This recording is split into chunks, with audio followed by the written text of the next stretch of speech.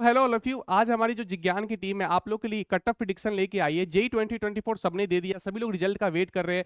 हर सारे YouTube channel पे कई डिफरेंट तरह से कट ऑफ बताया जा रहा है कि इस बार इतनी कट ऑफ जाएगी, इतनी कट ऑफ जाएगी। हमारी जो एनालिसिस है वो एकदम एक्यूरेट एनालिसिस है। देखना आप इसके आसपास ही कट ऑफ रहेगी, क्योंकि हम लोग एकदम जो कैलकुलेशन है वो मैथमेटिक्स के हिसाब से आपको आंसर देने जा रहे हैं।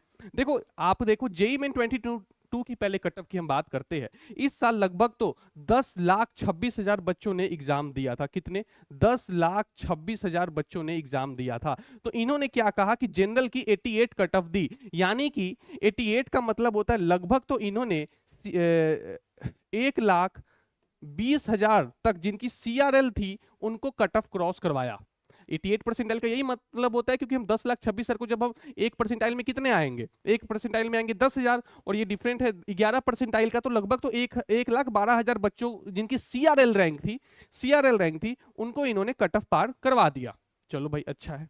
अब आते हैं हम लोग नेक्स्ट की तरफ, यानी कि अगले साल क्या होता है, जेई में 2023 में क्या होता है। देखो जेई में 2023 में क्या होता है कि आप देखो जो कट ऑफ है वो है 90.778 परसेंटाइल, और इस साल 11,13,000 बच्चों ने एग्जाम दिया, यानी कि कट ऑफ बढ़ गई।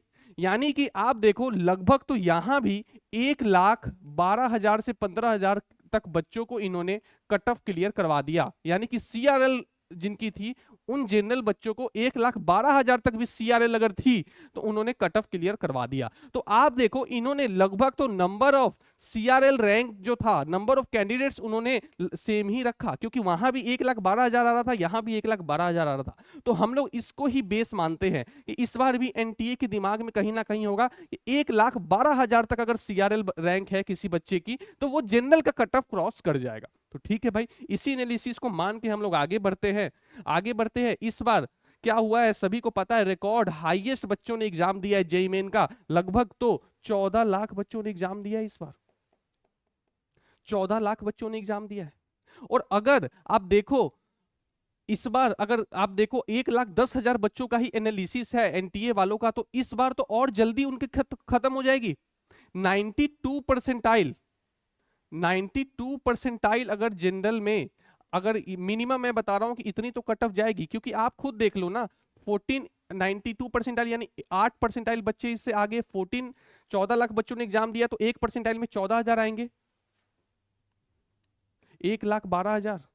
जी हाँ, लगभग तो 92 परसेंटाइल कट ऑफ इस बार जनरल की मिनिमम जाएगी। ये मैं मिनिमम इसलिए बता रहा हूं कि यहां पे भी एक लफड़ा है। यहां पे ये लफड़ा है कि जो जरूरी नहीं है कि 92 परसेंटाइल पे 1,12,000 रैंक ही बने, क्योंकि इस बार वेरिएशन बहुत देखा गया है। यानी कि कई बच्चे ऐसे थे, अब मैं आपको इस चीज को ऐसे समझाता हूं कि मान लो कि आपकी 92 परसेंटाइल आ गई, 92 परसेंटाइल आ जाती है कब? जनवरी अटेम्प्ट में। और अप्रैल अटेम्प्ट में जो आपका हाईएस्ट परसेंटाइल था वो यही कंसीडर होता है जनवरी वाला, यानी कि अप्रैल अटेम्प्ट में आपकी 92 पॉइंट ही रह गई, और 92 से थोड़ी कम रह गई या 92 रह गई, यानी आपका जो हाईएस्ट कंसीडर हुआ वो जनवरी परसेंटाइल कंसीडर हुआ। तो जनवरी के अकॉर्डिंग तो आपकी रैंक कितनी बन गई? आपकी रैंक तो बन गई कि भाई 14 लाख बच्चों ने एग्जाम दिया है टोटल, तो आपने इससे मल्टीप्लाई हो जाएगा। लेकिन प्रॉब्लम यहाँ पे ये है कि मान लो कि जो उस समय 8 परसेंटाइल बच्चे आपसे आगे थे, और इस बार भी तो कुछ ऐसे बच्चे होंगे जो यूनिक होंगे जो आपसे आगे आ जाएंगे, क्योंकि आपका तो हाईएस्ट वही कंसीडर हुआ।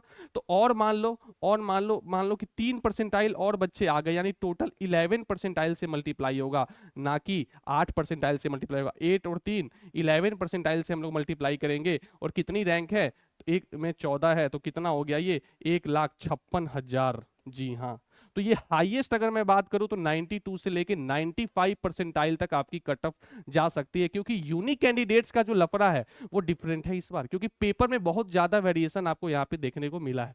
तो जनरल की जो कट ऑफ है वो लगभग इस बार 92 से 95 परसेंटाइल तक रहने वाली है।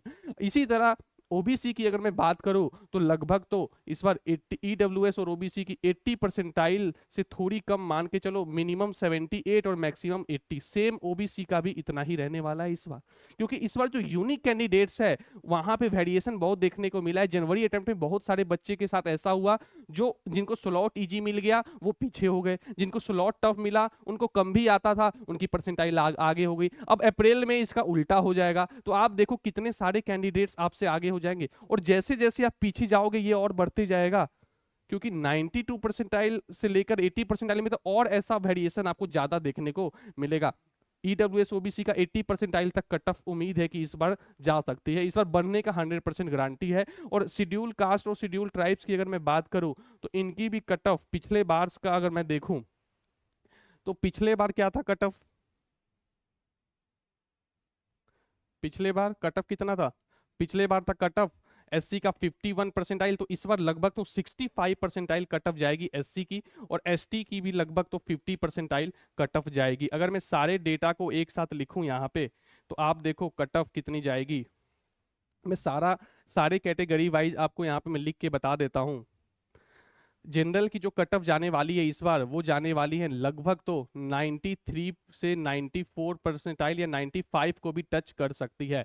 ईडब्ल्यूएस की जो कट ऑफ जाने वाली है वो जाने वाली है 78 से 80 परसेंटाइल, ओबीसी की भी लगभग 78 से 80 परसेंटाइल कट ऑफ जाएगी।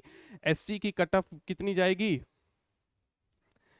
65 परसेंटाइल के आसपास मैंने कहा है कि उसकी भी कट ऑफ जाएगी एससी की भी। और एसटी की कितनी कट ऑफ जाएगी, एसटी की लगभग तो 50 परसेंटाइल कट ऑफ जाएगी।